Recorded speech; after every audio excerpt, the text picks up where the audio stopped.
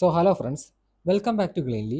ഇന്നത്തെ ലെക്ചറിൽ നമ്മൾ ഡിസ്കസ് ചെയ്യാൻ പോകുന്നത് 11/6/2025 RRB നടത്തിയ ഗ്രാജുവേറ്റ് ലെവൽ NTPC പ്രിലിംസ് എക്സാമിൻ്റെ തേർഡ് ഷിഫ്റ്റിലെ തന്നെ ബാക്കി ക്വസ്റ്റ്യൻസ് ആണ്. വീഡിയോയിലേക്ക് പോകുന്നതിന് മുൻപ് എല്ലാവരും എൻ്റെ ഈ ചെറിയ ചാനൽ സബ്സ്ക്രൈബ് ചെയ്ത് സപ്പോർട്ട് ചെയ്യൂ. So let's move to the questions. What is the primary objective of the NPS Vatsalya scheme launched in 2024? 2024 launch ചെയ്ത NPS വാത്സല്യ സ്കീമിൻ്റെ പ്രൈമറി ഒബ്ജക്റ്റീവ് എന്നാണ് ചോദ്യം. To offer a savings cum pension plan exclusively for minors, to support pension benefits for unorganized sector workers, to replace the existing national pension system for all age groups, to provide old age pension to senior citizens living in rural areas. ഇതിൻ്റെ answer എന്ന് പറയുന്നത് 18 വയസ്സിന് താഴെയുള്ള minors ആയിട്ടുള്ള കുട്ടികൾക്ക് savings cum pension plan offer ചെയ്യുക എന്നുള്ളതാണ്. സേവിങ്സും അതിനോടൊപ്പം തന്നെ പെൻഷൻ പ്ലാനും ഓഫർ ചെയ്യുക എന്നുള്ളതാണ് NPS വാത്സല്യ സ്കീമിൻ്റെ ഉദ്ദേശം. ഓക്കെ, നാഷണൽ പെൻഷൻ സിസ്റ്റം വാത്സല്യ സ്കീം 2024. റീസെൻ്റ്ലി ഉള്ള കുറച്ച് സെൻട്രൽ ഗവൺമെൻറ് സ്കീംസ് നോക്കാം. PM വികസിത് ഭാരത് റോസ്ഗാർ യോജന. നമുക്ക് ആ പേര് കേൾക്കുമ്പോൾ തന്നെ അറിയാം, റോസ്ഗാർ എന്ന് പറയുമ്പോൾ ജോബാണ്. അതെന്ന് പറഞ്ഞാൽ 99,446 കോടി രൂപ മുടക്കിക്കൊണ്ട് 2 വർഷം കൊണ്ട് 3.5 കോടി ജോബ് ക്രിയേറ്റ് ചെയ്യാനുള്ളൊരു പദ്ധതിയാണ്. അതിനോടൊപ്പം തന്നെ എംപ്ലോയ്മെൻറ്റ് പ്രൊവിഡൻറ്റ് ഫണ്ട് ഇൻസെൻറ്റീവ്സും പുതിയ ഹയേഴ്സിന് ലഭിക്കുന്നതാണ്. Guarantee for Rozgar and Ajeevika mission Gramin. ഇതെന്ന് പറയുന്നത് നമുക്ക് ഇപ്പം Mahatma Gandhi national rural employment guarantee act പ്രകാരം 100 ദിവസമാണ് ഒരു വർഷം വേജ്ഡ് ആയിട്ടുള്ള വർക്ക് റൂറൽ ഏരിയാസിലെ ഹൗസ് ഹോൾഡ്സിന് കിട്ടുന്നത്. അത് 125 ഡേയ്സിലേക്ക് ഉയർത്തുവാണ്. 1.51 ലക്ഷം കോടി രൂപ മുടക്കിക്കൊണ്ട് 125 ദിവസത്തിലേക്ക് അത് ഉയർത്തുന്നു. വൊക്കേഷണൽ സ്കിൽസ് ലാബ് ഒക്ടോബറിൽ കൊണ്ടുവന്നൊരു സ്കീമാണ്. 1200 ലാബാണ് നവോദയ അതുപോലെ തന്നെ ഏകലവ്യ സ്കൂൾസിലും എന്ത് ചെയ്യാൻ പോകുന്നത്, കൊണ്ടുവരാൻ പോകുന്നത് 1200 ലാബുകൾ. ഈ ലാബുകൾ എന്ത് ചെയ്യും, ഇൻഡസ്ട്രി റെഡി സ്കിൽസ് റൂറൽ യൂത്തിന് എന്ത് ചെയ്യും, പ്രൊവൈഡ് ചെയ്യും. Then PM internship scheme. Okay, അതെന്ന് പറയുന്നത് നമ്മുടെ കോളേജസിലൊക്കെ എന്ത് ചെയ്യും, കോളേജസിലൊക്കെ ഇൻറ്റേൺഷിപ്പ് കൊടുക്കും. ഈ ഇൻറ്റേൺഷിപ്പിലൂടെ സ്ട്രക്ചേർഡ് പ്രൊഫഷണൽ എക്സ്പോഷർ ഇന്ത്യയിലുള്ള കുട്ടികൾക്ക്, ഓക്കെ, ഇന്ത്യയിലെ ടോപ്പ് കമ്പനികളിലേക്കുള്ള സ്ട്രക്ചേർഡ് പ്രൊഫഷണൽ എക്സ്പോഷർ അവിടുത്തെ കുട്ടികൾക്ക് ഈ ഇൻറ്റേൺഷിപ്പിലൂടെ ലഭിക്കും. പ്രധാനമന്ത്രി ധൻ ധാന്യ കൃഷി യോജന. ഇതെന്ന് പറയുന്നത് 2025 കൊണ്ടുവന്നൊരു സ്കീമാണ്. 2025 അവസാനം അതിൽ 100 ലോ പ്രൊഡക്ടിവിറ്റി ഡിസ്ട്രിക്റ്റുകൾ, ഇന്ത്യയിലെ 100 ലോ പ്രൊഡക്ടിവിറ്റി ഡിസ്ട്രിക്റ്റുകൾ എടുത്തിട്ട് അവിടുത്തെ കൃഷിയെ എന്ത് ചെയ്യുക, കുറച്ചും കൂടി ഫോസ്റ്റർ ചെയ്ത് കൊണ്ടുവരിക എന്നുള്ളതാണ് ഉദ്ദേശം. അതിലൂടെ മിഷൻ ഓൺ പൾസസുമായിട്ട് ഇത് മെർജ് ചെയ്തതിന് ശേഷം 1.7 കോടി ഫാർമേഴ്സിനാണ് ഇത് ബെനിഫിറ്റ് ചെയ്യാൻ പോകുന്നത്. Okay, mission on pulses and മില്ലറ്റ്സുമായിട്ട് ഇത് മെർജ് ചെയ്യുന്നുണ്ട്. Mission for Atmanirbharta in pulse. Okay, pulses സ്വന്തമായിട്ട് നമ്മുടെ ഇന്ത്യ തന്നെ പ്രൊഡ്യൂസ് ചെയ്യാൻ വേണ്ടിയിട്ടാണ്, അതായത് ഇമ്പോർട്ട് കുറയ്ക്കാൻ വേണ്ടിയിട്ട് പൾസസിൻ്റെ. Kisan credit card expansion. Kisan credit കാർഡിലൂടെ ഇതിനു മുന്നേ കിട്ടിക്കൊണ്ടിരുന്ന ലോണിൻ്റെ എമൗണ്ട് വർദ്ധിപ്പിക്കുക എന്നുള്ളതാണ്. 3 ലാഖിൽ നിന്ന് 5 ലാഖിലേക്ക്. ഓക്കെ, മോഡിഫൈഡ് ഇൻട്രസ്റ്റ് സബ്വെൻഷൻ സ്കീമിൻ്റെ അണ്ടറിലാണ് ഈ ലോൺ ലിമിറ്റ് എന്ത് ചെയ്യാൻ പോകുന്നത്, 3 ലക്ഷം നിന്ന് 5 ലക്ഷത്തിലേക്ക് ഉയർത്താൻ പോകുന്നത്. ഭാരതീയ ഭാഷാ പുസ്തക സ്കീം എടുക്കുകയാണെങ്കിൽ ഇന്ത്യയിലുള്ള ലാംഗ്വേജസ് യൂസ് ചെയ്തിട്ട് ഇന്ത്യയിലുള്ള പല ലാംഗ്വേജുകളിൽ മൾട്ടി ലിംഗ്വൽ ആയിട്ടുള്ള ടെക്സ്റ്റ് ബുക്കുകൾ, ഡിജിറ്റൽ ടെക്സ്റ്റ് ബുക്കുകൾ ക്രിയേറ്റ് ചെയ്യുക എന്നുള്ളതാണ് ഇതിൻ്റെ ഉദ്ദേശം. അതായത് ഇന്ത്യയിലുള്ള മൾട്ടിപ്പിൾ ലാംഗ്വേജുകൾ ഉപയോഗിച്ചും കൊണ്ട് ഡിജിറ്റൽ ടെക്സ്റ്റ് ബുക്കുകൾ സ്കൂളിനും ഹയർ എഡ്യൂക്കേഷനും വേണ്ടിയിട്ട് ലോഞ്ച് ചെയ്യും. 1 നേഷൻ 1 സബ്സ്ക്രിപ്ഷൻ. ഇതെന്ന് പറയുന്നത് സ്റ്റുഡൻസിന്, നമ്മുടെ ഇന്ത്യൻ സ്റ്റുഡൻസിനും റിസർച്ചേഴ്സിനും ഗ്ലോബൽ റിസർച്ച് ജേണലുകൾ ഒരൊറ്റ സബ്സ്ക്രിപ്ഷനിലൂടെ കിട്ടാനുള്ളൊരു സ്കീമാണ്. ഇതെന്ന് പറയുന്നത് ഒരു 1 സ്റ്റോപ്പ് ഡിജിറ്റൽ ലൈബ്രറിയാണ്. ഈ ഒരു ലൈബ്രറിയിൽ ഗ്ലോബലി ഉള്ള എല്ലാ റിസർച്ച് ജേണൽസും ഒറ്റ സബ്സ്ക്രിപ്ഷനിലൂടെ ഇന്ത്യൻ സ്റ്റുഡൻസിന് കിട്ടും. ഇനി അഡൽ തിങ്കറിംഗ് ലാബ്സ് എന്താണെന്ന് ചോദിച്ചാൽ 50,000 പുതിയ അഡൽ തിങ്കറിംഗ് ലാബുകൾ 5 വർഷം കൊണ്ട് എന്ത് ചെയ്യാൻ പോകുന്നുണ്ട്, ഗവൺമെൻറ് സ്കൂളുകളിലേക്ക് കൊണ്ടുവരാൻ പോവുകയാണ്. Okay, gig workers welfare scheme എന്താണെന്ന് ചോദിച്ചാൽ, നമ്മുടെ ഗിഗ് വർക്കേഴ്സ് എന്ന് വെച്ചാൽ ഈ സ്വിഗ്ഗി, സൊമാറ്റോ അതുപോലെ ഡെലിവറി ജോലികൾ ചെയ്യുന്ന ആൾക്കാരാണ് ഗിഗ് വർക്കേഴ്സ്. അവർക്ക് ആയുഷ്മാൻ ഭാരത് എന്ന സ്കീം വഴി ID കാർഡ്സും ഹെൽത്ത് കവറും കൊടുക്കാൻ പോവുകയാണ്. ഓക്കെ, അതിന് വേണ്ടിയിട്ട് ഇതിൽ ഉൾപ്പെടുത്താൻ പോകുന്നത് 1 കോടിയിലേറെ പ്ലാറ്റ്ഫോം വർക്കേഴ്സിനാണ്. ഇത് ഇൻ്റഗ്രേറ്റ് ചെയ്തേക്കുന്നത് ഈ ശ്രാം പോർട്ടലുമായിട്ടാണ് ഈ gig workers welfare scheme integrate ചെയ്തേക്കുന്നത്. ഇനി Ayushman Bharat senior citizen expansion എന്താണെന്ന് ചോദിക്കുകയാണെങ്കിൽ അതിൽ 70 വയസ്സിനും അതിന് മുകളിലേക്കുള്ള എല്ലാ സിറ്റിസൺസിനും അവരുടെ എക്കണോമിക് ലൈക്ക് ഫാമിലി ഇൻകം ഒന്നും നോക്കാതെ തന്നെ അവർക്ക് എന്ത് ചെയ്യും, ഹെൽത്ത് കവർ കൊടുക്കുക എന്നുള്ളതാണ് അതിൻ്റെ ഉദ്ദേശം. ഇനി സ്വാമി ഫണ്ട് 2 എന്താണെന്ന് ചോദിച്ചാൽ 50,000 കോടി രൂപയുടെ ഒരു സ്കീമാണ് സ്വാമി ഫണ്ട് 2. അത് 1,00,000-ഓളം ഹൗസിംഗ് യൂണിറ്റ്സ്, ഓക്കെ, 1,00,000-ഓളം അഫോർഡബിൾ ഹൗസിംഗ് യൂണിറ്റ്സ് ആൾക്കാർക്ക് വെച്ചു കൊടുക്കാനുള്ളൊരു സ്കീമാണ്. 15,000 കോടിയാണ് അതിൻ്റെ total outlay. What is the range of composite scores achieved by union territories in the sustainable development goal India index 2023-24? നമ്മുടെ നിതി ആയോഗ് പുറത്തിറക്കുന്ന sustainable development goal India index 2023-24 പ്രകാരം യൂണിയൻ ടെറിട്ടറീസിൻ്റെ കോമ്പോസിറ്റ് സ്കോർ എത്രയാണെന്നാണ്. അതായത് യൂണിയൻ ടെറിട്ടറിയിലെ ഏറ്റവും lowest score to highest score എത്രയാണെന്നാണ് ചോദ്യം. 65 to 77 ആണ്. നമ്മളിതാ ഇവിടെ നോക്കുവാണെങ്കിൽ നമുക്ക് കാണാൻ പറ്റും യൂണിയൻ ടെറിട്ടറീസിലെ ഏറ്റവും lowest score Dadra and Nagar Haveli, Andaman and ദ്വീപ് 65ആണ്. അതുപോലെ തന്നെ ചണ്ഡീഗഡാണ് ഏറ്റവും ഹയസ്റ്റ് സ്കോർ 77. ഈ സ്റ്റേറ്റ് നോക്കുകയാണെങ്കിൽ കേരള ആൻഡ് ഉത്തരാഖണ്ഡ് രണ്ടുപേർക്കും ഫസ്റ്റ് പൊസിഷനാണ്, 79 സ്കോറാണ്. സ്റ്റേറ്റിലെ ഏറ്റവും ബിലോ കിടക്കുന്നത് ബീഹാറാണ്, 57 മാത്രമേ ഉള്ളൂ സ്കോർ. സെക്കൻഡും തേർഡും പൊസിഷൻ തമിഴ്നാടിനും ഗോവയ്ക്കാണ്, 78ഉം 77ഉം വാങ്ങിക്കൊണ്ട് തമിഴ്നാടും ഗോവയാണ് സെക്കൻഡും തേർഡും.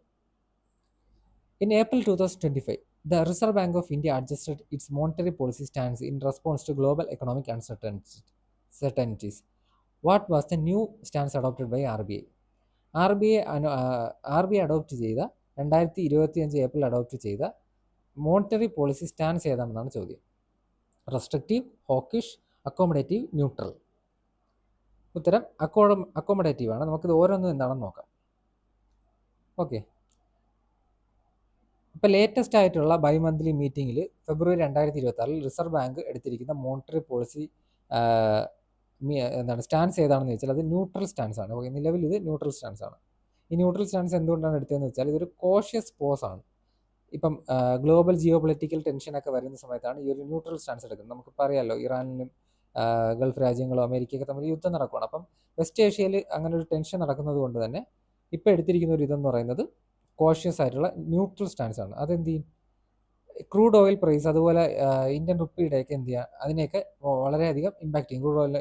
ക്രൂഡ് ഓയിലിൻ്റെയൊക്കെ പ്രൈസ് വർദ്ധിക്കാൻ സാധ്യതയുണ്ട്. അപ്പോൾ അതിന് തടയിടാൻ വേണ്ടിയിട്ടാണ് ന്യൂട്രൽ സ്കീം എടുക്കുന്നത്, ന്യൂട്രൽ സ്റ്റാൻസ്. ഇനി ഹോക്കിഷ് എന്താണെന്ന് ചോദിച്ചാൽ അതൊരു അഗ്രസീവ് പൊസിഷനാണ്. അതെപ്പോഴാണ് എടുക്കുന്നതെന്ന് വെച്ചാൽ ഇൻഫ്ലേഷൻ റൈസ് ചെയ്യുന്ന സമയത്താണ്. ഇൻഫ്ലേഷൻ റൈസ് ചെയ്യുന്ന സമയത്ത് ഹോക്കിഷ് ആയിട്ടുള്ള ഇതെടുക്കും. അതുപോലെ റെസ്ട്രിക്റ്റീവ് പോളിസി എന്ന് പറയുവാണെങ്കിൽ ടൈറ്റ് മോണിറ്ററി പോളിസി എന്നും പറയും. അതെപ്പോഴാണെന്ന് വെച്ചാൽ ഇപ്പം എക്കണോമി എന്താണ്, ഓക്കെ, ഇതെന്ന് പറയുന്നത് ന്യൂട്രൽ റേറ്റിനെക്കാട്ടിലും, നമ്മളിവിടെ ന്യൂട്രൽ പഠിച്ചു, ന്യൂട്രൽ റേറ്റിനെക്കാട്ടിലും ഇൻട്രസ്റ്റ് റേറ്റ് എന്ത് ചെയ്യും, കുറച്ചും കൂടി ഹയർ ആക്കി വയ്ക്കും. ഓക്കെ, അവിടെ ന്യൂട്രൽ റേറ്റ് എന്ന് വെച്ചാൽ എക്കണോമി ഗ്രോ ചെയ്യുന്നില്ല, എക്സ്പാൻഡ് ചെയ്യുന്നില്ല, കോൺട്രാക്ട് ചെയ്യുന്നു. പക്ഷേ റെസ്ട്രിക്റ്റീവ് പോളിസിയിൽ ഈ ഇൻട്രസ്റ്റ് റേറ്റുകൾ കുറച്ച് ഹയർ ആക്കി വയ്ക്കും. അപ്പോൾ എന്ത് ചെയ്യും, ആൾക്കാർ ലോൺ എടുക്കുന്നത് കുറയും. അതിന് വേണ്ടിയിട്ടാണ് റെസ്ട്രിക്റ്റീവ് പോളിസി വയ്ക്കുന്നത്. ഇനി അക്കോമഡേറ്റീവ് പോളിസി സ്റ്റാൻസ് എന്താണെന്ന് വെച്ചാൽ ഇതിന് ഓപ്പോസിറ്റാണ്, ഈസി മണി പോളിസിയാണ്. അതായത് ഇൻട്രസ്റ്റ് റേറ്റുകളൊക്കെ കുറച്ച് താഴ്ത്തി വയ്ക്കും, അന്നേരം ലോൺ ആൾക്കാർ എടുക്കുന്നത് കൂടും. നമുക്ക് RBI പറ്റി കുറച്ച് കാര്യങ്ങൾ നോക്കാം. RBI ഗവർണർ കറൻലി ആരാണ്, സഞ്ജയ് മൽഹോത്ര. ഓക്കെ, 26ാമത് RBI ഗവർണറാണ്. ഡെപ്യൂട്ടി ഗവർണേഴ്സ് ആരൊക്കെയാണെന്ന് നോക്കുവാണെങ്കിൽ T. Rabi Shankar, Swaminathan J, doctor Poonam Gupta, Sirish Chandra Murmu. 21 മെമ്പേഴ്സാണ് RBIയുടെ ബോർഡ് മെമ്പേഴ്സ് വരുന്നത്. പ്രധാനപ്പെട്ട സോണൽ ഓഫീസ് 4 ഉള്ളത് മുംബൈ, കൊൽക്കത്ത, ചെന്നൈ ആൻഡ് ന്യൂഡൽഹി. മുംബൈയാണ് ഹെഡ് ക്വാർട്ടേഴ്സ്. ഓക്കെ, അതുകൂടാതെ 33 ലൊക്കേഷൻസിൽ റീജിയണൽ ഓഫീസേഴ്സ് ഉണ്ട്. ടോട്ടൽ 33 ഓഫീസാണ് RBIക്കുള്ളത്. സബ്സിഡറീസ് ഏതൊക്കെയാണെന്ന് നോക്കുവാണെങ്കിൽ DACGC, BRBNMPL, ReBIT, IFTAS and RBIH. ഇത് ഓരോന്നും നമുക്ക് നോക്കാം. DACGC എന്ന് വെച്ചാൽ deposit insurance and credit guarantee കോർപ്പറേഷനാണ്. ഇവിടെ എന്താണ്, ഇപ്പം ബാങ്കിൽ ആൾക്കാർ പണം നിക്ഷേപിക്കും. അപ്പോൾ ബാങ്ക് ഫെയിലിയർ ഉണ്ടായിക്കഴിഞ്ഞാൽ 5 ലക്ഷം വരെയുള്ള എമൗണ്ട് ആൾക്കാർക്ക് നഷ്ടപ്പെടാതിരിക്കാനുള്ളതാണ് ഈ ഒരു ഇത്. അതായത് ബാങ്കിനെ ഇൻഷുർ ചെയ്യുകയാണ് ചെയ്യുന്നത്. ഓരോ അക്കൗണ്ടിലും 5 ലക്ഷം രൂപ ഉറപ്പായിട്ടും ബാങ്ക് ഫെയിൽ ആയി കഴിഞ്ഞാലും കൊടുക്കും. അത് കൊടുക്കുന്നത് ഇവരാണ്, DACGC. ഇനി BRBNMPL എന്താണെന്ന് വെച്ചാൽ Bharatiya reserve bank note Mudran private limited. അത് നമ്മുടെ ഇന്ത്യൻ ബാങ്ക് നോട്ട് പ്രിൻ്റ് ചെയ്യുന്ന ഏജൻസിയാണ്. മൈസൂരും സാൽബോണിയിലുമാണ് ഇവർക്ക് എന്തുള്ളത്, പ്രിൻറ്റിംഗ് പ്രോസസ്സ് ഉള്ളത്. റീബിറ്റ് എന്ന് വെച്ചാൽ reserve bank information technology private limited. ഇത് ചെയ്യുന്നതെന്ന് വെച്ചാൽ IT, സൈബർ സെക്യൂരിറ്റി റിലേറ്റഡ് ആയിട്ടുള്ള ഹെൽപ്പുകളൊക്കെ RBIക്ക് എന്ത് ചെയ്യും, കൊടുക്കും. അതുപോലെ തന്നെ cyber risk for Indian banking സെക്ടറിൻ്റെ സൈബർ റിസ്ക് മാനേജ് ചെയ്യും. ഇഫ്താസ് എന്ന് വെച്ചാൽ Indian financial technology and allied services ആണ്. ഇഫ്താസ് IT ഇൻഫ്രാസ്ട്രക്ചർ സർവീസുകളാണ് കൊടുക്കുന്നത്. അതായത് ഇപ്പം നമ്മുടെ RTGSനും നെഫ്റ്റിനൊക്കെ വേണ്ടിയിട്ടുള്ള എന്ത് കൊടുക്കും, ഇൻഫ്രാസ്ട്രക്ചറൽ ഫെസിലിറ്റീസ് അവർ ചെയ്തു കൊടുക്കും. RBIH എന്താണെന്ന് വെച്ചാൽ റിസർവ് ബാങ്ക് ഇന്നോവേഷൻ ഹബ്ബാണ്. ഇപ്പം പുതിയ പുതിയ ഇന്നോവേഷൻസ് നമ്മുടെ ഫൈനാൻഷ്യൽ സെക്ടറിൽ കൊണ്ടുവരാൻ ഡിജിറ്റൽ റുപ്പി കൊണ്ടുവന്നിട്ടുണ്ട്. അപ്പോൾ അതുപോലെ ഫൈൻ ടെക് സൊല്യൂഷൻ, ഈ ഡിജിറ്റൽ റുപ്പിയെ കൊണ്ടുവരാനുള്ള ഇന്നോവേഷൻ ഹബ്ബാണ് reserve bank innovation hub. Current repo rate എത്രയാണെന്ന് നോക്കുകയാണെങ്കിൽ 5.25 ആണ് കറണ്ട് റിപ്പോ റേറ്റ്. അതുപോലെ standing deposit facility 5% marginal standing facility rate 5.5% ആണ്. ബാങ്ക് റേറ്റ് വന്നിട്ട് 5.5% ആണ്. ആൻഡ് ക്യാഷ് റിസർവ് റേഷ്യോ 4.5% ആണ്. ഓക്കെ, ഇത് അപ്ഡേറ്റ് ആയിക്കൊണ്ടിരിക്കണം. ഓരോ ക്വാർട്ടർലി 3 മാസം കൂടുമ്പോൾ എന്ത് പറ്റും, ഇതിൽ വ്യത്യാസം വരും. ഇനി ഏപ്രിൽ 1, 1935 നമ്മുടെ RBI എസ്റ്റാബ്ലിഷ് ആവുന്നത്. RBI reserve bank of India act 1934 പ്രകാരം. റെക്കമെൻഡ് ചെയ്തതാരാണ്? ഹിൽട്ടൺ യങ് കമ്മീഷൻ 1926 ഒരു സെൻട്രൽ ബാങ്ക് ഇന്ത്യക്ക് വേണമെന്ന് റെക്കമെൻഡ് ചെയ്യുന്നത്. ആദ്യത്തെ ഹെഡ് ക്വാർട്ടേഴ്സ് കൊൽക്കട്ടയായിരുന്നു. പിന്നീട് 1937 മുംബൈയിലേക്ക് മാറ്റുന്നു. ഇനി 1949 ജാനുവരി 1 നമ്മുടെ RBI നാഷണലൈസ് ചെയ്യുന്നത്. സർ ഓസ്ബോൺ സ്മിത്ത്, ഓസ്ട്രേലിയൻ ആയിട്ടുള്ള സർ ഓസ്ബോൺ സ്മിത്ത് ആണ് first RBI governor. First Indian governor ആണെന്ന് ചോദിക്കുകയാണെങ്കിൽ CD ദേശ്മുഖാണ്. എംബ്ലം എല്ലാവരും കണ്ടിട്ടുണ്ടാവും, ടൈഗറും പാമുമാണ്. ഓക്കെ, ടൈഗറും പാം ട്രീയും ആണ് RBIയുടെ emblem. Who am the following appointed a superintendent Shahna i Mandi for the effective implementation of market reforms effectively implement ചെയ്യാൻ ഷാൻ ഐ മന്തി എന്ന ഒരു പൊസിഷൻ കൊണ്ടുവന്ന ആരാണെന്നാണ് ചോദ്യം. റസിയ സുൽത്താന, മുഹമ്മദ് ഗോറി, അലാവുദ്ദീൻ ഖിൽജി, ഉല്ലു ഖാൻ. ഓക്കെ, ഉല്ലു ഖാൻ ആരാണ്? ഉല്ലു ഖാനാണ് ബാൽബൻ. ഗിയാസുദ്ദീൻ ബാൽബന്റെ മറ്റൊരു പേരാണ് ഉല്ലു ഖാൻ. ഓക്കെ, ഇതിൻ്റെ ഉത്തരം അലാവുദ്ദീൻ ഖിൽജിയാണ്. ഷാനായി മന്തി കൊണ്ടുവന്ന ആരാണ്? അലാവുദ്ദീൻ ഖിൽജിയാണ്. ഇനി ഈ ഷാനായി മന്തി എന്തിനാണെന്ന് വെച്ചാൽ സുൽത്താൻ സെറ്റ് ചെയ്യുന്നൊരു ഫിക്സഡ് പ്രൈസ് ഉണ്ടാവും ഓരോ കാര്യത്തിനും. അതിൽ കൂടുതൽ വെച്ചിട്ട് ആരും വിൽക്കാൻ പാടില്ല. അതുപോലെ തന്നെ എപ്പോഴും സ്റ്റോറുകളൊക്കെ ഗ്രെയിൻസിനൊന്നും ഒരു ബുദ്ധിമുട്ടും ഉണ്ടാവരുത്. എപ്പോഴും വെൽ സ്റ്റോക്ക്ഡ് ആയിരിക്കണം മാർക്കറ്റ്. അതുപോലെ പൂഴ്ത്തി വെപ്പ് എന്ത് ചെയ്യണം, തടയണം. ഇതിനൊക്കെ വേണ്ടിയിട്ടാണ് ഷാനായി മന്തി എന്ന് പറഞ്ഞൊരു പൊസിഷൻ കൊണ്ടുവരുന്നത്. ഇനി ഓരോ മെർച്ചൻസും അതുപോലെ തന്നെ ഈ സാധനങ്ങളൊക്കെ കൊണ്ടുപോകുന്ന ബഞ്ചാരാസും ഒക്കെ എന്ത് ചെയ്തിരിക്കണം, ഷാനായി മന്തിയുടെ ഓഫീസിൽ രജിസ്റ്റർ ചെയ്തിരിക്കണം. ആദ്യത്തെ മോസ്റ്റ് പ്രൊമിനൻ്റ് ആയിട്ടുള്ള ഷാനായി മന്തി ആരാണെന്ന് വെച്ചാൽ അത് മാലിക് കബൂലാണ്. മാലിക് കബൂൽ. ഇനി ഈ ഷാനായി മന്തി ചെയ്യുന്ന കാര്യങ്ങളൊക്കെ കറക്റ്റ് ആണോ, ഷാനായി മന്തി ഓണസ്റ്റ് ആണോ എന്നൊക്കെ അറിയാൻ വേണ്ടിയിട്ട് സുൽത്താൻ അയക്കുന്ന രണ്ടാൾക്കാരാണ് ബരീദ് എന്ന് വെച്ചാൽ ഇൻ്റലിജൻസ് ഓഫീസേഴ്സാണ്. അതുപോലെ മുനിയൻസ് സീക്രട്ട് സ്പൈസ് ആണ്. ഓക്കെ, ഇവർ ഡയറക്റ്റ് സുൽത്താനാണ് എന്ത് ചെയ്യുന്നത്, റിപ്പോർട്ട് ചെയ്യുന്നത്. നമുക്ക് ഇതിൻ്റെ കൂടെ തന്നെ നമുക്ക് സ്ലേവ് ഡയനാസ്റ്റി കൂടെ ഒന്ന് ജസ്റ്റ് നോക്കി പോവാം. ഖുത്ബുദ്ദീൻ ഐബക്കാണ് സ്ലേവ് ഡയനാസ്റ്റി എന്ത് ചെയ്യുന്നത്, എസ്റ്റാബ്ലിഷ് ചെയ്യുന്നത് 1206. 1206 മുതൽ 1210 വരെയായിരുന്നു ഖുത്ബുദ്ദീൻ ഐബക്ക് ഭരിച്ചിരുന്നത്. ഓക്കെ, ഖുത്ബുദ്ദീൻ ഐബക്ക് ആരാണെന്ന് ചോദിക്കുകയാണെങ്കിൽ നമ്മുടെ ഗോറിഡ് ഡയനാസ്റ്റിയിലെ പൃഥ്വിരാജ് ചൗഹാനെയൊക്കെ തോപ്പിച്ച മുഹമ്മദ് ഗോറിയുടെ സ്ലേവ് ആയിരുന്നു. അപ്പോൾ അതാ കഴിഞ്ഞിട്ട് മുഹമ്മദ് ഗോറി തിരിച്ച് ഗോറിഡിലേക്ക് പോകുന്ന സമയത്ത് ഖുത്ബുദ്ദീൻ ഐബക്കിനെയാണ് ഇന്ത്യൻ ടെറിട്ടറി ഏൽപ്പിച്ചിട്ട് പോകുന്നത്. ഓക്കെ, ഖുത്ബുദ്ദീൻ ഐബക്കാണ് ഇന്ത്യയിൽ തുർക്കിഷ് റൂള് എസ്റ്റാബ്ലിഷ് ചെയ്യുന്നത് ആദ്യമായിട്ട്. അദ്ദേഹത്തെ ലാഖ് ബക്ഷ് എന്ന് വിളിച്ചിരുന്നു. ഓക്കെ, ലാഖ് ബക്ഷ് എന്ന് വെച്ചാൽ ഗിവർ ഓഫ് ലാക്സ്. ഭയങ്കര ജനറസ് ആയിരുന്നു അദ്ദേഹത്തിൻ്റെ ജനറോസിറ്റി കാരണം ഗിവർ ഓഫ് ലാക്സ് എന്ന് അദ്ദേഹത്തെ വിളിച്ചിരുന്നു. ഓക്കെ, ലാഖ് ബക്ഷ് എന്ന്. ഇനി ഖുത്ബുദ്ദീൻ ഐബക്ക് കൺസ്ട്രക്ട് ചെയ്ത കുറച്ച് ഫേമസ് മോണുമെൻറ്റ്സ് ആണ് കുത്തബ് മിനാർ. കുത്തബ് മിനാർ എല്ലാവർക്കും അറിയാം, ഡൽഹിയിലാണ് സ്ഥിതി ചെയ്യുന്നത്. കുത്തബ് മിനാർ 1199 കുത്തബ് മിനാറിൻ്റെ കൺസ്ട്രക്ഷൻ ഖുത്ബുദ്ദീൻ ഐബക്ക് സ്റ്റാർട്ട് ചെയ്യുന്നു. ഓക്കെ, അതിൽ ഫസ്റ്റ് സ്റ്റോറേ മാത്രമേ ഖുത്ബുദ്ദീൻ ഐബക്ക് വെക്കുന്നുള്ളൂ, ബേസ് മാത്രം. പിന്നെ ഉള്ളൊരു 3 സ്റ്റോറേസ് നിലകൾ വെക്കുന്ന ആരാണ്? ഇൽത്തുമിഷാണ്. 1220 AD ഇൽത്തുമിഷ് അത് കൺസ്ട്രക്ട് ചെയ്യുന്നത്, ബാക്കി 3 നിലകൾ. പിന്നെയുള്ള ലാസ്റ്റ് നില അതോടൊപ്പം തന്നെ ഈ കുത്തബ് മിനാർ എന്താണ്, മിന്നലടിച്ചിട്ട് അതിൻ്റെ മേൽഭാഗം പൊളിഞ്ഞു പോകുന്നുണ്ട് ഇടയ്ക്ക് വെച്ച്. അപ്പം 1369 AD ഫിറോസ് ഷാ തുഗ്ലക്ക് അത് റിപ്പയർ ചെയ്യുന്നുണ്ട്. റിപ്പയർ ചെയ്തതിന് ശേഷം 5ാമതൊരു സ്റ്റോറിയും കൂടെ വെച്ച് കൊടുക്കുന്നുണ്ട്, 5ാമതൊരു നിലയും കൂടെ. ഓക്കെ, അപ്പം ഇത് കംപ്ലീറ്റ് ആവുന്നത് ഫിറോസ് ഷാ തുഗ്ലക്കിൻ്റെ സമയത്താണ്. പക്ഷേ ആരാണ് കുത്തബ് മിനാർ കംപ്ലീറ്റ് ചെയ്തതെന്ന് ചോദിച്ചാൽ ഇൽത്തുമിഷ് ആണെന്നുള്ളതാണ് ആൻസർ പല സ്ഥലത്തും കണ്ടിട്ടുള്ളത്. ഓക്കെ, ഇൽത്തുമിഷാണ് കുത്തബ് മിനാർ കംപ്ലീറ്റ് ചെയ്തതെന്ന് എന്നുള്ള രീതിയിലാണ് നമ്മൾ ആൻസറുകൾ പലതും കണ്ടിട്ടുള്ളത്. പക്ഷേ അവസാനത്തെ നില കൺസ്ട്രക്ട് ചെയ്യുന്നത് ഫിറോസ് ഷാ തുഗ്ലക്കാണ്. കുത്തബ് മിനാറിൻ്റെ ഹൈറ്റ് എന്ന് പറയുന്നത് അപ്രോക്സിമേറ്റ്ലി 73 മീറ്ററാണ്. ഇൻഡോ ഇസ്ലാമിക് ആർക്കിടെക്ചർ സ്റ്റൈലാണ്. ദെൻ റെഡ് സാൻഡ് സ്റ്റോൺസ് ആണ് യൂസ് ചെയ്തേക്കുന്നത്. പക്ഷേ ഏറ്റവും മുകളിലത്തെ നിലയിൽ മാർബിൾസും യൂസ് ചെയ്തിട്ടുണ്ട്. ഓക്കെ, ഇനി അതുപോലെ തന്നെ കുവാത്തുൽ ഇസ്ലാം കുത്തബ് മിനാറിന് അടുത്തിരിക്കുന്ന ഒരു മോസ്കാണ്. ഇതും കൺസ്ട്രക്ട് ചെയ്ത ആരാണ്? ഖുത്ബുദ്ദീൻ ഐബക്കിൻ്റെ സമയത്താണ്. അതുപോലെ അദായ് ദിൻക ജോൺപ്ര. ഇനി 1210 എന്ത് പറ്റി? ചൗഗാൻ എന്ന് വെച്ചാൽ ഇപ്പോഴത്തെ പോളോ. ഈ പോളോ കളിക്കുന്നതിനിടയിൽ ലാഹോറിൽ വെച്ചിട്ട് ഖുത്ബുദ്ദീൻ ഐബക്ക് കുതിരപ്പുറത്തുനിന്ന് വീണ് മരിക്കുകയാണ് ചെയ്യുന്നത്. ഓക്കെ, ഇനി അടുത്ത ആളാണ് ഷംസുദ്ദീൻ ഇൽത്തുമിഷ്. ഖുത്ബുദ്ദീൻ ഐബക്ക് കഴിഞ്ഞ് വന്ന ആളാണ് ഖുത്ബുദ്ദീൻ ഐബക്കിൻ്റെ മകനായിട്ടുള്ള അരം ഷാ. പക്ഷേ അരം ഷാ അത്ര പവർഫുൾ അല്ലായിരുന്നു, വീക്കായിരുന്നതുകൊണ്ട് തന്നെ എന്ത് ചെയ്തു? ഇൽത്തുമിഷ് നേരെ കയറി ഇൽത്തുമിഷ് എന്ന് പറയുന്നത് നമ്മുടെ ഖുത്ബുദ്ദീൻ ഐബക്കിൻ്റെ സണ്ണിലായാണ്. ഓക്കെ, ഇദ്ദേഹം കയറി ത്രോണിലിരിക്കുകയാണ്. ഷംസുദ്ദീൻ ഇൽത്തുമിഷിനെയാണ് നമ്മൾ റിയൽ ഫൗണ്ടർ എന്ന് വിളിക്കുന്നത്. അതിൻ്റെ കാരണം എന്താണെന്ന് വെച്ചാൽ ഷംസുദ്ദീൻ ഇൽത്തുമിഷ് ജംഗിസ് ഖാൻ്റെ അറ്റാക്ക്, മംഗോൾ ഇൻവേഡർ ആയിട്ടുള്ള ജംഗിസ് ഖാൻ്റെ അറ്റാക്ക് തടഞ്ഞത് ഷംസുദ്ദീൻ ഇൽത്തുമിഷാണ്. അതുകൊണ്ടും പിന്നെ അദ്ദേഹത്തിൻ്റെ ഹൈ കേപ്പബിൾ ഓഫ് അഡ്മിനിസ്ട്രേഷൻ ഭയങ്കര ഹൈലി കേപ്പബിൾ ആയിരുന്നു. അതുകൊണ്ടും real founder of Delhi sultanate എന്നറിയപ്പെടുന്ന ആരാണ്? ഇൽത്തുമിഷാണ്. 1211 മുതൽ 1236 വരെയാണ് ഇക്ത സിസ്റ്റം കൊണ്ടുവന്നത് ഷംസുദ്ദീൻ ഇൽത്തുമിഷാണ്. അതെന്ന് വെച്ചാൽ ഇക്ത സിസ്റ്റം എന്ന് വെച്ചാൽ മിലിറ്ററി ഓഫീസേഴ്സിന് സ്ഥലങ്ങൾ കൊടുക്കും. അപ്പോൾ ആ സ്ഥലത്തു നിന്നുള്ള റവന്യൂ എടുത്ത് അവർക്ക് സാലറി ആയിട്ട് യൂസ് ചെയ്യാൻ പറ്റും.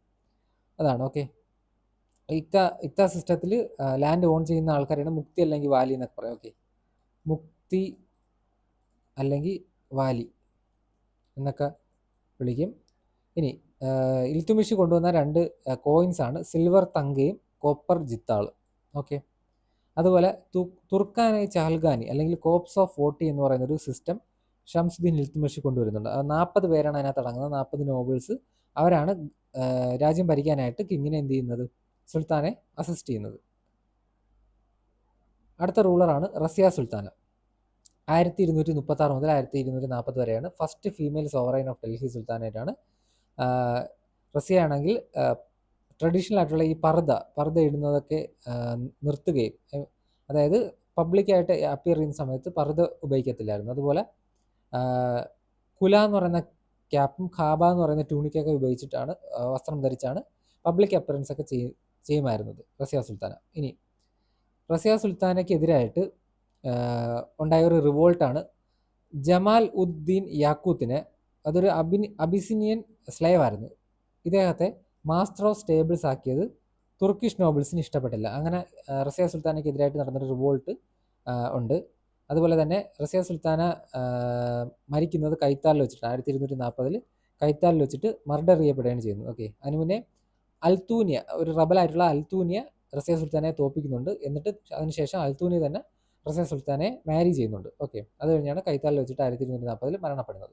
പിന്നെ അത് കഴിഞ്ഞ് വന്ന റൂളറാണ്. അത് കഴിഞ്ഞ് ഇടയ്ക്ക് കുറച്ച് റൂളേഴ്സ് വരുന്നുണ്ട്, അവരത്ര ഇമ്പോർട്ടൻ്റ് അല്ല. ദെൻ പിന്നീട് വന്നൊരു ഇമ്പോർട്ടൻ്റ് റൂളറാണ് ഗിയാസുദ്ദീൻ ബാൽബൻ എന്ന് പറയുന്നത്. 1266 മുതൽ 1287 വരെയാണ് ഗിയാസുദ്ദീൻ ബാൽബൻ്റെ കാലഘട്ടം. ഓക്കെ, ഇദ്ദേഹം എന്ത് ചെയ്തു? അപ്പം തന്നെ ചഹൽഗാനി സിസ്റ്റം അങ്ങ് എൻഡ് ചെയ്തു. കാരണം അദ്ദേഹത്തിൻ്റെ കയ്യിൽ നിന്ന് എന്ത് പോവാതിരിക്കാൻ. ഗിയാസുദ്ദീൻ ബാൽബൻ ആക്ച്വലി ഒരു ചഹൽഗാനിയിലെ നോബിളായിരുന്നു. ഇദ്ദേഹം എന്ത് ചെയ്തു? അദ്ദേഹം റൂളിൽ കയറിയതിന് ശേഷം ആ ചഹൽഗാനി സിസ്റ്റം അങ്ങ് എന്ത് ചെയ്തു? എടുത്തു കളഞ്ഞു. കാരണം വേറൊരാൾ തന്നെ ചതിച്ച് കയറാതിരിക്കാൻ വേണ്ടിയിട്ട്. ദെൻ ഗിയാസുദ്ദീൻ ബാൽബൻ്റെ പ്രധാനപ്പെട്ട ഒരു പോളിസിയാണ് ബ്ലഡ് ആൻഡ് അയൺ പോളിസി എന്ന് പറയുന്നത്. ഹാർഷ് മെത്തേഡാണ്. ഈ ഇന്ത്യൻ റിവോൾട്ടുകളൊക്കെ ഡിഫെൻഡ് ചെയ്യുന്ന ഒരു ഹാർഷ് മെത്തേഡാണ്. ഇനി ഗിയാസുദ്ദീൻ ബാൽബൻ സ്വന്തമായിട്ട് പറയപ്പെട്ടിരുന്നത് സിൽ ഇലാഹി എന്നാണ്, അതായത് ഷാഡോ ഓഫ് ഗോഡ് എന്നാണ് പറയപ്പെട്ടിരുന്നത്. അതുപോലെ തന്നെ സിജിദ ആൻഡ് പൈബോസ്, ഈ 2 കാര്യങ്ങൾ റിച്വൽസ് കൊണ്ടുവന്നത് ഗിയാസുദ്ദീൻ ബാൽബനാണ്. സിജിദ എന്ന് വെച്ചാൽ സുൽത്താൻ വരുമ്പോൾ ഇങ്ങനെ തലകുമ്പിട്ട് നിൽക്കണം. അതുപോലെ പൈബോസ് എന്ന് വെച്ചാൽ സുൽത്താൻ്റെ പാദങ്ങൾ കിസ് ചെയ്യണം. ഇനി ബാൽബൻ നമ്മൾ നേരത്തെ കഴിഞ്ഞ ക്ലാസ്സിൽ പഠിച്ചതാണ്. ബാൽബൻ ഫൗണ്ട് ചെയ്യുന്ന ഒരു ഡിപ്പാർട്ട്മെൻറ്റാണ് ദിവാന അർസ്, നമ്മുടെ മിലിറ്ററി ഡിപ്പാർട്ട്മെൻറ്റ്. ഓക്കെ, ഇത് ഹെഡ് ചെയ്യുന്നത് മുമാലിക് ഐ അർസ് ആണെന്നൊക്കെ നമ്മൾ പഠിച്ചായിരുന്നു. ഓക്കെ,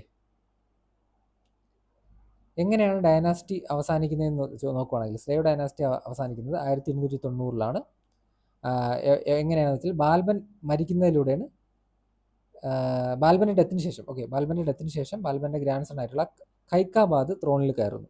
പക്ഷേ ഖൈക്കാബാദ് നമ്മുടെ ആരം ഷാ നേരത്തെ പറഞ്ഞ പോലെ തന്നെ എന്തായിരുന്നു, വീക്കും ഇൻകോമ്പിറ്റൻറ്റും ആയിരുന്നു. അങ്ങനെ ഖൽജീസ് എന്ത് ചെയ്യുന്നു, ഖൽജിയിലെ ജലാലുദ്ദീൻ ഖൽജി എന്ത് ചെയ്യുന്നു, ഇദ്ദേഹത്തെ കൊല്ലുകയും സ്ലേവ് ഡയനാസ്റ്റി അവസാനിപ്പിക്കുകയും ചെയ്യുന്നു. അങ്ങനെ ജലാലുദ്ദീൻ ഖൽജി അവിടെ ഖൽജി ഡയനാസ്റ്റി എസ്റ്റാബ്ലിഷ് ചെയ്യുകയാണ് 1290.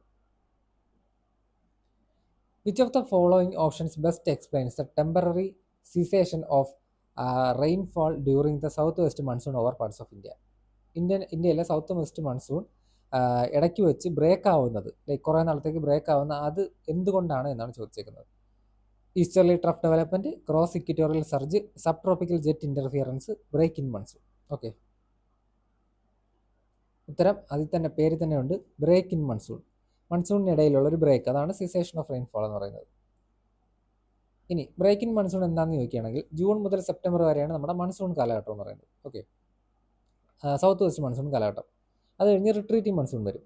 അപ്പോൾ ഈ സൗത്ത് വെസ്റ്റ് മൺസൂൺ നടക്കുന്നതിൻ്റെ ഇടയിൽ ചിലപ്പം കുറച്ച് നാളത്തേക്കോ അല്ലെങ്കിൽ കുറച്ച് ആഴ്ചയിലേക്കോ മഴ കാണത്തില്ല, എന്നിട്ട് വീണ്ടും പെയ്യാൻ തുടങ്ങും. അപ്പോൾ ഇതെന്തുകൊണ്ടാണെന്ന് ചോദിക്കുകയാണെങ്കിൽ നമ്മുടെ ഇന്ത്യൻ സബ് കോണ്ടിനെന്റിലെ ഇൻഡോ ഗാങ്ജറ്റിക് പ്ലെയിൻസിൽ അതിൻ്റെ മുകളിലായിട്ട് വന്നിരിക്കുന്ന ആ ഒരു ലോ പ്രഷർ ഏരിയ ഉണ്ടല്ലോ, ഇൻ്റർ ട്രോപ്പിക്കൽ കൺവെർജൻസ് സോൺ, അത് മുകളിലേക്ക് നോർത്തിലേക്ക് അഗൈൻ ഷിഫ്റ്റ് ആവും. ഹിമാലയൻ ഫൂട്ട് ഹിൽസിലേക്ക് ഷിഫ്റ്റ് ആവുകയും ഹിമാലയൻ ഫൂട്ട് ഹിൽസിൻ്റെ മുകളിൽ അവിടെ ഹിമാലയത്തിൽ മഴ പെയ്യാൻ തുടങ്ങും. അപ്പോൾ അവിടെ മഴ പെയ്യുമ്പോൾ അവിടുത്തെ നദികളൊക്കെ, അവിടെ നിന്ന് വരുന്ന ഗംഗയും ബ്രഹ്മപുത്രയൊക്കെ നല്ല രീതിയിൽ കരകവിഞ്ഞൊഴുകി നോർത്ത് ഈസ്റ്റ് ഇന്ത്യയിലും അതുപോലെ ആ റീജിയൻസിലൊക്കെ എന്ത് പറ്റും, ഗംഗാ ബേസിൻസിലൊക്കെ ഫ്ലഡ് ഉണ്ടാക്കും. ഓക്കെ, അപ്പം ഇന്ത്യയുടെ നോർത്തേൺ പ്ലെയിനിൽ അപ്പം മഴ കാണത്തില്ല, പക്ഷേ ഹിമാലയത്തിൽ അപ്പം പെയ്തുകൊണ്ടിരിക്കുകയായിരിക്കും. അതാണ് ബ്രേക്ക് ഇൻ മൺസൂൺ എന്ന് പറയുന്നത്. ഇനി അതുപോലെ തന്നെ നമ്മുടെ north west area, Thar desert ഏരിയയിൽ നിന്നൊക്കെ ഹോട്ട് ഡ്രൈ വിൻഡ് സെൻട്രൽ ഇന്ത്യയിലേക്ക് ബ്ലോ ചെയ്യും. അങ്ങനെ വീശുന്ന സമയത്ത് ഈ hot dry wind cloud form ചെയ്യുന്നത് തടയും.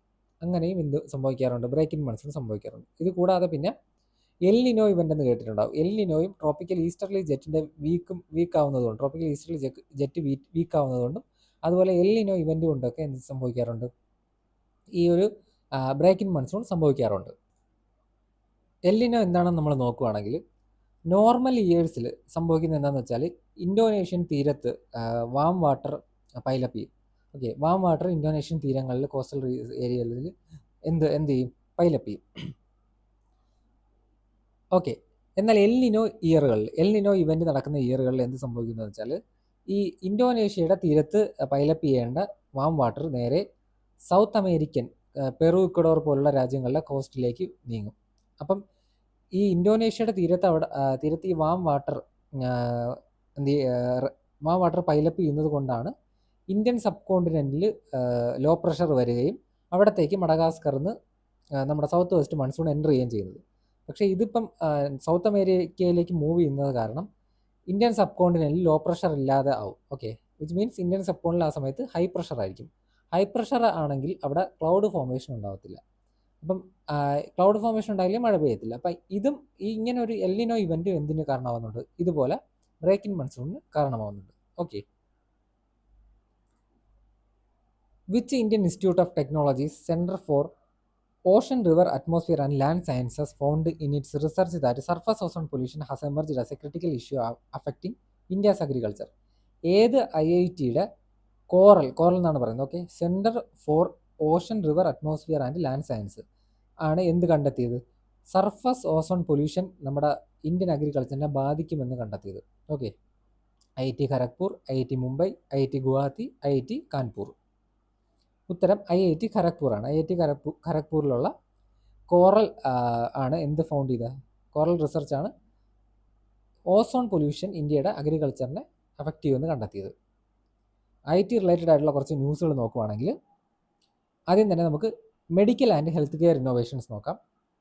IIT Madras non invasive brain computer interface എന്ത് ചെയ്തു, ഫൗണ്ട് ചെയ്തു. ഇതെന്ന് പറയുന്നത് നമ്മുടെ ഹെഡിൽ എന്ത് ചെയ്യേണ്ട, സർജിക്കലി ഇംപ്ലാന്റ് ചെയ്യേണ്ട ആവശ്യമില്ല, അല്ലാതെ വിയർ ചെയ്യാൻ പറ്റും പേഷ്യൻസിന്. അതിലൂടെ മോട്ടോർ ഡിസബിലിറ്റി ഉള്ള പേഷ്യൻസിന് അവരുടെ വീൽ ചെയർ ഒക്കെ കൺട്രോൾ ചെയ്യാൻ പറ്റും. ഓക്കെ, മോട്ടോർ ഡിസബിലിറ്റി എന്ന് വെച്ചാൽ മൂവ്മെൻറ്റ്സ് ഇല്ലാത്ത പേഷ്യൻസിന് എന്ത് ചെയ്യാൻ പറ്റും, ബ്രെയിൻ സിഗ്നൽസിലൂടെ തന്നെ അവർക്ക് അവരുടെ വീൽ ചെയറും മറ്റ് എക്സ്റ്റേണൽ ഡിവൈസും ഒക്കെ എന്ത് ചെയ്യാൻ പറ്റും, കൺട്രോൾ ചെയ്യാൻ പറ്റും. ഇനി IIT ഡൽഹി എന്ത് ചെയ്തു, breast cancer detection, early breast cancer detection വേണ്ടിയിട്ടുള്ളൊരു ഡിവൈസ് കണ്ടെത്തുന്നു.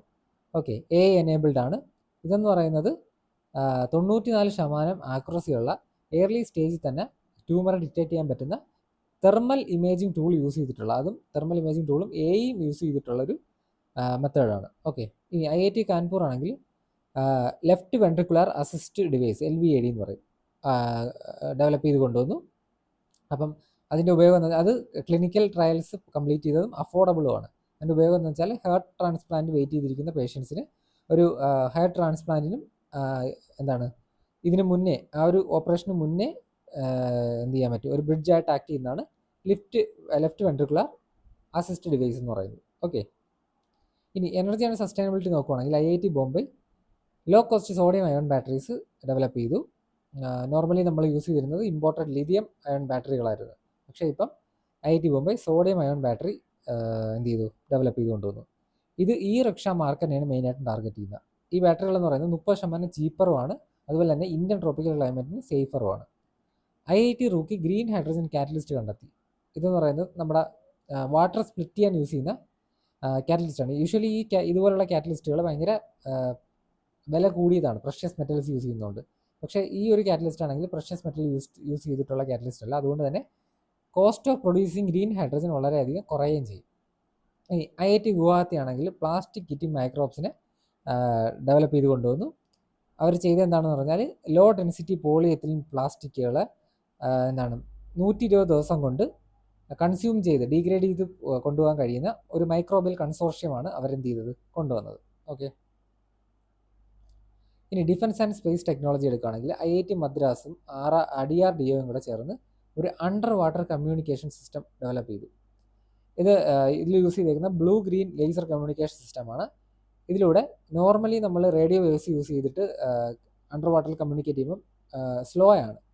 എന്നാൽ ഈ ഒരു ടെക്നോളജി എന്ന് പറയുന്നത് ഭയങ്കര ഹൈ സ്പീഡ് ഡേറ്റ ട്രാൻസ്ഫറാണ്. IIT Hyderabad 6G test bed expansion കൊണ്ടുവന്നു. അതായത് നോർമലി നമ്മൾ യൂസ് ചെയ്യുന്ന 5G നിന്നും 100 മടങ്ങ് സ്പീഡുള്ള ഡേറ്റ സ്പീഡുള്ള ടെറാ ഹെഡ്സ് ഫ്രീക്വൻസി യൂസ് ചെയ്തിട്ടുള്ള ഒരു 6G ടെസ്റ്റ് ബെഡാണ് അവർ എക്സ്പാൻഡ് ചെയ്തുകൊണ്ടുവന്നത്. ഓക്കെ, ഇനി IIT ഇൻഡോറിൻ്റെ കാര്യം എടുക്കുകയാണെങ്കിൽ സ്പേസ് വെതർ മോണിറ്ററിംഗ് ആണ് അവർ ഫോക്കസ് ചെയ്തത്. അവർ നമ്മുടെ സോളാർ ഫ്ലെയറുകൾ എങ്ങനെയൊക്കെ നമ്മുടെ സാറ്റലൈറ്റുകളുടെ ഇലക്ട്രോണിക്സിനെ ബാധിക്കുന്നു എന്നുള്ളൊരു കോമ്പാക്റ്റ് സെൻസർ മോണിറ്ററാണ് അവർ ഡെവലപ്പ് ചെയ്തത്. അത് ISROയുടെ ഒരു എക്സ്പെരിമെൻ്റൽ പേലോഡുമായിട്ട് അത് റീസെൻ്റ്ലി ഇൻ്റഗ്രേറ്റ് ചെയ്തിട്ടുണ്ട്. Okay, which of the following is true when you delete a file and it is placed in the recycle bin on Windows? നമുക്ക് നോക്കാം. The file is moved to the system storage and space but remains inaccessible until permanent deleted. ഒരിക്കലും recycle ബിന്നിൽ കിടപ്പുണ്ട്, നമുക്ക് accessible ആണ്. The file remains locked and cannot B accessed or deleted. File ഒരിക്കലും locked അല്ല, നമ്മൾ റീസൈക്കിൾ ബിന്നിൽ കയറിയാൽ നമുക്ക് പെർമനൻ്റ്ലി അത് ഡിലീറ്റ് ചെയ്യാം. The file is permanently removed from the system and cannot be restored. തെറ്റാണ്. The file can be restored by right clicking it and selecting restore option. ഇതാണ് correct answer. Okay, last ഓപ്ഷനാണ് correct. Who was the leader of the Indian national army before Subhash Chandra Bose took charge? Subhash ചന്ദ്രബോസിന് മുന്നേ Indian national ആർമിയുടെ leader ആരായിരുന്നു എന്നാണ് ചോദ്യം. സിയാവുർ റഹ്മാൻ, മോഹൻ സിംഗ്, ഷാ നവാസ് ഖാൻ, പ്രാൺനാഥ് തപ്പാർ. ഉത്തരം മോഹൻ സിംഗ് ആണ്. ഓക്കെ, നമുക്ക് നോക്കാം. ഇന്ത്യൻ നാഷണൽ ആർമി 2 ഫേസിലൂടെയാണ് ഉണ്ടായത്. ആദ്യം ഒരു ഫൗണ്ടേഷണൽ ഫേസും പിന്നെ ഒരു റിവൈവൽ ഫേസും ഉണ്ട്. 1942 കപൂർ സിംഗും അതുപോലെ തന്നെ ബ്രിട്ടീഷ് ഇന്ത്യൻ ആർമിയുടെ ക്യാപ്റ്റൻ ആയിരുന്ന മോഹൻ സിംഗും കൂടെ ചേർന്നിട്ടാണ് ഒരു ജപ്പാനീസ് മേജറായിട്ടുള്ള ഇവിയാച്ചി ഫുജിവാറയുടെ സഹായത്തോടു കൂടി ഈ ഒരു ഐഡിയ, ഇന്ത്യൻ നാഷണൽ ആർമി എന്ന് പറഞ്ഞൊരു ഐഡിയ കൊണ്ടുവരുന്നത്. ഓക്കെ, സിംഗപ്പൂരിൽ വെച്ചിട്ട് 1942 ഇത് ഫോം ചെയ്യുന്നത്. പ്രിസണേഴ്സ് ഓഫ് വാർ, അതായത് യുദ്ധത്തിന് ശേഷം പിടിക്കപ്പെട്ട തടവ് പുള്ളികളെയാണ് എന്ത് ചെയ്തത്, ഇതിന് വേണ്ടിയിട്ട് അവർ ഉപയോഗിച്ചത്. പക്ഷേ പിന്നീട് 1942 ഡിസംബറിൽ ഈ മോഹൻ സിംഗും ജപ്പാനീസ് കമാൻഡും തമ്മിൽ എന്ത് പറ്റുന്നു, ഒരു ഡിസഗ്രിമെൻ്റ് വന്ന് ഇത് ഡിസ്ബാൻഡായി പോകുന്നു, INA. ഓക്കെ, അതിനുശേഷമാണ് നമ്മുടെ നേതാജി സുഭാഷ് ചന്ദ്രബോസ് വരുന്നത് 1943. ജൂലൈ 1943 റാഷ് ബിഹാരി ബോസാണ് സുഭാഷ് ചന്ദ്രബോസിനെ സിംഗപ്പൂരിലേക്ക് ഇൻവൈറ്റ് ചെയ്യുന്നത്. അതിനുശേഷം അവിടെ വന്നതിന് ശേഷം അദ്ദേഹം ഇന്ത്യൻ ഇൻഡിപെൻഡൻസ് ലീഗും അതുപോലെ തന്നെ ഇന്ത്യൻ നാഷണൽ ആർമിയുടെയും ലീഡർഷിപ്പ് അദ്ദേഹം ഏറ്റെടുക്കുകയാണ്. എന്നിട്ട് ഒക്ടോബർ 21, 1943 ബോസ് ഒരു അർസി ഹുക്കൂമത്ത് ഇ ആസാദ് ഹിന്ദ് അങ്ങനെ ഒരു provincial government of free India form ചെയ്യണം അവിടെ വെച്ച്. Okay, provincial government of free India സിംഗപ്പൂരിൽ വെച്ച് ഫോം ചെയ്യുന്നത്. അതിൻ്റെ പേരാണ് അർസി ഹുക്കൂമത്ത് ഇ ആസാദ് ഹിന്ദ്.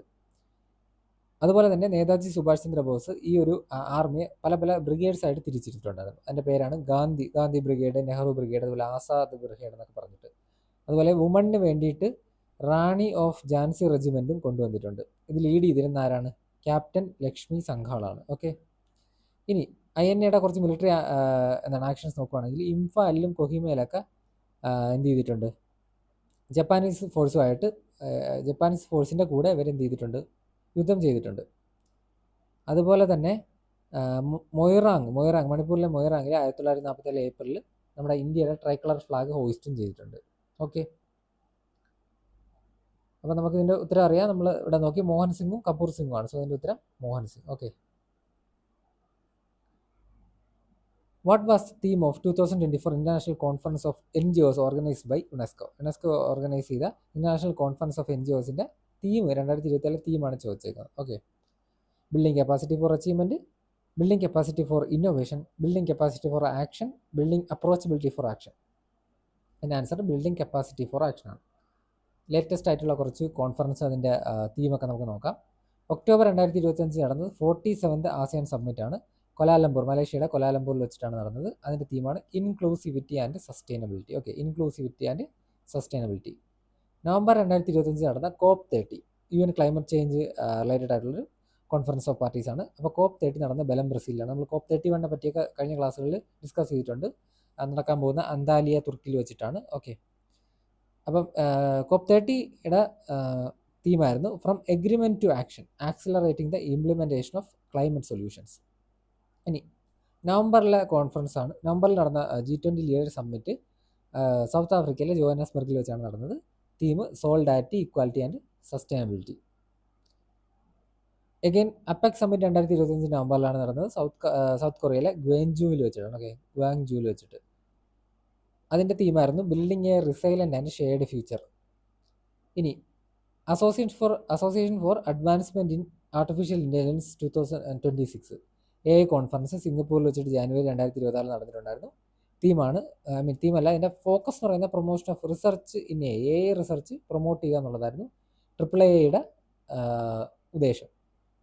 ഇനി ഫെബ്രുവരി 2026 നടന്നതിന് AI ഇമ്പാക്റ്റ് സമ്മിറ്റ് 2026 ന്യൂഡൽഹിയിൽ വെച്ചിട്ടാണ് നടന്നത്. എന്ന് പറയുന്നത് AI ഗവർണൻസ് ഇനിഷ്യേറ്റീവ്സ് കൊണ്ടുവരാൻ വേണ്ടിയിട്ടാണ്. ഗവർണൻസിൽ AI കൊണ്ടുവരാനായിട്ട്. ഇനി IMC ഭാരത് കോളിംഗ് ഫെബ്രുവരി 2026 നടന്ന ഒരു കോൺഫറൻസ് ആണ്. മുംബൈയിൽ വെച്ചാണ് നടന്നത്. ടെലികോം ആൻഡ് IT ഇന്നോവേഷൻ ആയിരുന്നു key focus. Then March 2026 Sanjeevani 2026 അത് ഹെൽത്ത് കെയർ ആൻഡ് വെൽനസ് ആണ്. സഞ്ജീവനി 2026 കീ ഫോക്കസ് എന്ന് പറയുന്നത്. മാർച്ച് 2026 തന്നെ നടന്ന AI ഡേ 2026 അറ്റ് യുനെസ്കോ നടന്നത് യുനെസ്കോയുടെ ഹെഡ് ക്വാർട്ടേഴ്സ് ആയിട്ടുള്ള പാരീസ്, ഫ്രാൻസിൽ വെച്ചിട്ടാണ്. അതിൻ്റെ തീമാണ് youth and digital transformation. Okay, then March 2026 തന്നെ നടന്ന മറ്റൊരു കോൺഫറൻസ് ആണ് international seminar on education financing, Paris, France. അതായത് യുനെസ്കോയുടെ ഹെഡ് ക്വാർട്ടേഴ്സ് വെച്ച് തന്നെയാണ് ഇത് നടന്നത്. അവിടെ ഗ്ലോബൽ എഡ്യൂക്കേഷൻ ഫണ്ടിങ്ങിന് വേണ്ടിയിട്ടുള്ള ഇന്നോവേറ്റീവ് മോഡൽസ് ആയിരുന്നു അതിൻ്റെ key focus. Then February 2026 international conference on digital platform governance south ആഫ്രിക്കയിലെ പ്രറ്റോറിയയിൽ വെച്ചിട്ടാണ് നടന്നത്. അതിൻ്റെ തീമാണ് human rights based and multi stakeholder approaches. February 11 നമുക്കറിയാം international day of woman and girls in science ആണ്. അത് ആ ഒരു കോൺഫറൻസ് നടന്നത് ഇത് international day of woman and girls in science ആണ് ഫെബ്രുവരി 11. അന്ന് തന്നെ കോൺഫറൻസ് നടന്നിട്ടുണ്ടായിരുന്നു നമ്മുടെ പാരീസിലെ ഫ്രാൻസിൽ വെച്ചിട്ട്. അതിൻ്റെ തീമാണ് from vision to impact redefining STEM by closing the gender gap എന്ന് പറയുന്നത്. ഓക്കെ, സ്റ്റെം എന്ന് വെച്ചാൽ science, technology, engineering and mathematics. അവിടെ വുമൻ്റെ സാന്നിധ്യം കൂട്ടാനുള്ളൊരു കോൺഫറൻസ് ആയിരുന്നു. ഇനി ഡിസംബർ 2025 നടന്ന 20th session of ICH committee, അതായത് ഇൻടാഞ്ചിബിൾ കൾച്ചറൽ ഹെറിറ്റേജ് കമ്മിറ്റി ന്യൂഡൽഹിയിൽ വെച്ചിട്ടാണ് നടന്നത്. ഇൻടാഞ്ചിബിൾ കൾച്ചറൽ ഹെറിറ്റേജ് അതായത് നമ്മുടെ ഫോക്ക് ഡാൻസ്, അതുപോലെ പാട്ടുകൾ, കലാരൂപങ്ങൾ, ഇതിനെയൊക്കെ എന്ത് ചെയ്യണം? സേഫ് ഗാർഡ് ചെയ്യണം. അതായിരുന്നു അതിൻ്റെ key focus. Then Mondiacult എടുക്കുകയാണെങ്കിൽ സ്പെയിനിലെ ബാഴ്സലോണയിൽ വെച്ചാണ് നടന്നത്. അതിൻ്റെ തീമാണ് culture as a standalone goal in the post 2030 agenda. ഇന്നത്തെ ലാസ്റ്റ് ക്വസ്റ്റ്യൻ ആണ്, which major discovery helps to design drugs in the treatment of hyperacidity? Hyper അസിഡിറ്റിക്ക് വേണ്ടിയിട്ടുള്ള ട്രീറ്റ്മെൻറ്റിലുള്ള ഡ്രഗുകൾ ഡിസൈൻ ചെയ്യാൻ സഹായിച്ച ഡിസ്കവറി ഏതാണെന്നാണ്. Okay, the role of enzymes in digestion, the use of antibiotics to neutralise stomach acid, histamine stimulates acid secretion in the stomach, hydrochloric acid present in the stomach. Answer നോക്കാം. Histamine stimulates acid secretion in the സ്റ്റൊമക്കാണ്. അപ്പോൾ നമുക്ക് എന്തുകൊണ്ടാണെന്ന് നോക്കാം. Okay, hyperacidity അല്ലെങ്കിൽ acid dyspepsia എന്ന് പറയുന്ന condition ഉണ്ടാകുന്നത് നമ്മുടെ സ്റ്റൊമക്കിൽ എക്സസ് ആയിട്ടുള്ള ഹൈഡ്രോക്ലോറിക് ആസിഡ് പ്രൊഡ്യൂസ് ചെയ്യുമ്പോഴാണ്. ഇത് നമുക്ക് ഡിസ്കംഫർട്ട്, അതുപോലെ തന്നെ heartburn and potential ulcer ഫോർമേഷനൊക്കെ കാരണമാകുന്നു. ഇനി ഈ ഹൈഡ്രോക്ലോറിക് ആസിഡ് എങ്ങനെയാണ് നമുക്ക് പ്രൊഡ്യൂസ് ചെയ്യുന്നത് നമുക്ക് നോക്കാം. നമ്മൾ കഴിക്കുന്ന സമയത്ത് എന്ത് പറ്റും, നമ്മുടെ ECL എന്ന് പറയും, എൻഡ്രോക്രോമോഫിൻ സെല്ലുകൾ, അത് ഹിസ്റ്റമൈൻ റിലീസ് ചെയ്യും. അത് സ്റ്റിമുലേറ്റഡ് ആയിട്ട് ഹിസ്റ്റമൈൻ റിലീസാവും. അങ്ങനെ ഈ ഹിസ്റ്റമൈൻ ചെറിയ ദൂരങ്ങൾ ട്രാവൽ ചെയ്ത് പരൈറ്റൽ സെൽസിൻ്റെ അടുത്തേക്ക് പോകും. പരൈറ്റൽ സെൽസിൽ വെച്ചിട്ട് പരൈറ്റൽ സെൽസിലുള്ള H2 റിസപ്റ്റേഴ്സ് എന്ത് ചെയ്യും, ഈ ഹിസ്റ്റമൈനുമായിട്ട് ബൈൻഡ് ആവും. ഓക്കെ, H2 റിസപ്റ്റേഴ്സ്, പരൈറ്റൽ സെൽസിലുള്ള H2 റിസപ്റ്റേഴ്സ് ഹിസ്റ്റമൈനുമായിട്ട് ബൈൻഡ് ആവും. അങ്ങനെ ബൈൻഡ് ആവുന്ന സമയത്ത് ആ സെല്ലിനകത്ത് വെച്ചിട്ട് ചെയിൻ റിയാക്ഷൻ നടക്കുകയും, ഓക്കെ, ആ ബൈൻഡിങ് സെല്ലിനകത്ത് എന്താണ് പരൈറ്റൽ സെല്ലിനകത്ത് ഒരു ചെയിൻ റിയാക്ഷൻ ട്രിഗർ ചെയ്യുകയും അതിലൂടെ പ്രോട്ടോൺ പമ്പിനെ ആക്ടിവേറ്റ് ചെയ്യുകയും ചെയ്യും. ഈ പ്രോട്ടോൺ പമ്പാണ് ഹൈഡ്രജൻ അയോൺസ് അല്ലെങ്കിൽ ഹൈഡ്രോക്ലോറിക് ആസിഡ് സ്റ്റൊമക് ക്യാവിറ്റിയിലേക്ക് പമ്പ് ചെയ്യുന്നത്. അങ്ങനെയാണ് നമ്മുടെ സ്റ്റൊമക്കിൽ HCl റിലീസ് ആവുന്നത്. ഇനി H2 റിസപ്റ്റർ ആൻറ്റഗോണിസ്റ്റ് അഥവാ H2 ബ്ലോക്കർ എന്ന് പറയുന്നത് ഈ ഒരു കാര്യത്തെ തടയുന്നതാണ്, ഈ HClൻ്റെ റിലീസിനെ തടയുന്നതാണ്. സിമെറ്റഡിൻ, റാനിറ്റിഡിൻ, അതുപോലെ തന്നെ ഫാമോറ്റിഡിൻ എന്നൊക്കെ പറയുന്ന ഡ്രഗുകൾ എന്ത് ചെയ്യും, പരൈറ്റൽ സെൽസിലെ H2 റിസപ്റ്റേഴ്സിൽ കയറിയിരിക്കും. എന്നിട്ട് ഹിസ്റ്റമൈൻ വരുമ്പം ഹിസ്റ്റമൈന് H2 റിസപ്റ്ററായിട്ട് ബൈൻഡ് ചെയ്യാൻ അവർ സമ്മതിക്കത്തില്ല, ബ്ലോക്ക് ചെയ്യും. അങ്ങനെയാണ് എന്ത് ചെയ്യുന്നത്, ആസിഡിൻ്റെ പ്രോട്ടോൺ പമ്പ് അപ്പോൾ വർക്ക് ആവാതിരിക്കും. അപ്പം HCl റിലീസ് ആവത്തില്ല. അത് എന്ത് ചെയ്യും, നമ്മുടെ ഹൈപ്പർ അസിഡിറ്റിയെ തടയും. ഓക്കെ, സോ ഇതിൻ്റെ ആൻസർ അതുകൊണ്ടാണ് histamine stimulates acid secretion in stomach എന്നുള്ളത് ആണ് എന്ത്, നമ്മുടെ ഹൈപ്പർ അസിഡിറ്റിയുടെ ട്രീറ്റ്മെൻറ്റിന് ഡ്രഗ് കണ്ടെത്താൻ ഉപയോഗിച്ച ഡിസ്കവറി എന്ന് പറയുന്നത്. ഇനി ഗ്യാസ്ട്രിൻ എന്താണെന്ന് ചോദിക്കുകയാണെങ്കിൽ അതൊരു ഹോർമോണാണ്. നമ്മുടെ സ്റ്റൊമക്ക് ആഹാരമൊക്കെ കഴിക്കുമ്പോൾ സ്റ്റൊമക്ക് എന്തായാലും സ്ട്രെച്ച് ആവുമല്ലോ, വലുതാവുമല്ലോ, വീർക്കും. അപ്പോൾ അങ്ങനെ സ്റ്റൊമക്ക് സ്ട്രെച്ച് ആകുമ്പോൾ റിലീസ് ആവുന്ന ഒരു ഹോർമോണാണ് ഗ്യാസ്ട്രിൻ. ഇനി അസറ്റൈൽ കോളൈൻ എന്ന് പറഞ്ഞാൽ നമ്മൾ എന്തെങ്കിലും ആഹാരം കാണുകയോ അല്ലെങ്കിൽ നമ്മൾ അതിൻ്റെ ആഹാരത്തിൻ്റെ മണം നമുക്ക് അടിക്കുകയോ അല്ലെങ്കിൽ ഒരു ഫുഡ് നമ്മൾ കുറച്ച് എടുത്തൊന്ന് ടേസ്റ്റ് ചെയ്ത് നോക്കുകയൊക്കെ ചെയ്യുന്ന സമയത്ത് ഈ അസറ്റൈൽ കോളൈൻ എന്ന് പറയുന്ന എന്താണ് ഒരു സെക്രീഷൻ നമ്മുടെ നെർവസ് സിസ്റ്റം സെക്രീറ്റ് ചെയ്യും. ഓക്കെ, അതിലൂടെയാണ് നമുക്ക് ഈ ഫുഡ് കഴിക്കാനുള്ള ആ ഒരു തോന്നൽ വരുന്നത്. ഇനി പരൈറ്റൽ സെൽ എന്ന് പറയുന്നത് എന്താണ്, ഫാക്ടറി ഓഫ് HCl എന്നാണ് അറിയപ്പെടുന്നത്. അതായത് factory that produces HCl. ECl അല്ലെങ്കിൽ എൻഡ്രോക്രോമോഫിൻ സെല്ലുകൾ എന്ന് പറയുന്നത് ഹിസ്റ്റമൈൻ റിലീസ് ചെയ്യുന്ന സെല്ലുകളാണ്. ഹിസ്റ്റമൈനാണ് പരൈറ്റൽ സെല്ലിനെ എന്ത് ചെയ്യുന്നത്, സിഗ്നൽ ചെയ്യുന്നത് ആസിഡ് റിലീസ് ചെയ്യാൻ. H2 റിസപ്റ്റർ എന്ന് പറയുന്നത് പരൈറ്റൽ സെല്ലിനകത്തുള്ളൊരു ലോക്കാണ്. അതാണ് വന്നിട്ട് നമ്മുടെ ഹിസ്റ്റമൈൻ ഓപ്പൺ ചെയ്യുന്നത്. പ്രോട്ടോൺ പമ്പാണ് ഫൈനൽ മെക്കാനിസം ദാറ്റ് എന്താണ് ആസിഡിനെ പുഷ് ചെയ്യുന്ന ഫൈനൽ മെക്കാനിസം, അതായത് ആസിഡ് റിലീസ് ചെയ്യുന്ന ഫൈനൽ മെക്കാനിസമാണ് പ്രോട്ടോൺ പമ്പ്. ഇനി അൻറ്റാസിഡ്സ് എന്താണെന്ന് കൂടെ ജസ്റ്റ് ഒന്ന് നോക്കാം. അൻറ്റാസിഡ്സ് എന്ന് വെച്ചാൽ വീക്ക് ബേസുകളാണ്. നമുക്കറിയാം ഹൈഡ്രോക്ലോറിക് ആസിഡ് ആസിഡാണ്. അപ്പം ആസിഡും ബേസും കൂടെ ചേർന്ന് ന്യൂട്രലൈസ് ചെയ്ത് കളയും. അതിലൂടെ നമുക്ക് hyperacidity, heartburn, indigestion ഇതുപോലുള്ള കാര്യങ്ങളിൽ നമുക്ക് റിലീഫ് കിട്ടും. ഓക്കെ, കുറച്ച് അൻറ്റാസിഡ്സുകൾ ഏതൊക്കെയാണെന്ന് നോക്കാം. ബേക്കിംഗ് സോഡ ഒരു അൻറ്റാസിഡാണ്, NaHCO3 അല്ലെങ്കിൽ സോഡിയം ബൈകാർബണേറ്റ്. ഓക്കെ, ഇതെങ്ങനെയാണ് ആക്ട് ചെയ്യുന്നത് വെച്ചാൽ ഇത് ഫാസ്റ്റ് ആക്ടിംഗ് ആണ്, പക്ഷേ ആസിഡ് റീബൗണ്ട് വരാൻ സാധ്യതയുണ്ട് ഈ ഒരു അൻറ്റാസിഡ് യൂസ് ചെയ്യുന്ന സമയത്ത്. മിൽക്ക് ഓഫ് മഗ്നീഷ്യം അല്ലെങ്കിൽ മഗ്നീഷ്യം ഹൈഡ്രോക്സൈഡ് എന്ന് പറയുന്നത് എഗെയിൻ ഒരു അൻറ്റാസിഡാണ്. അത് പക്ഷേ മൈൽഡ് ലാക്സേറ്റീവ് ആണ്. മൈൽഡ് ലാക്സേറ്റീവ് എന്ന് വെച്ചാൽ നമ്മുടെ ബവൽ മൂവ്മെൻറ്റ് ഭയങ്കരമായിട്ട് കൂട്ടുന്നതാണ്. ഓക്കെ, ഇനി അലൂമിനിയം ഹൈഡ്രോക്സൈഡ് എന്ന് വെച്ചാൽ AlOH ത്രൈസ്.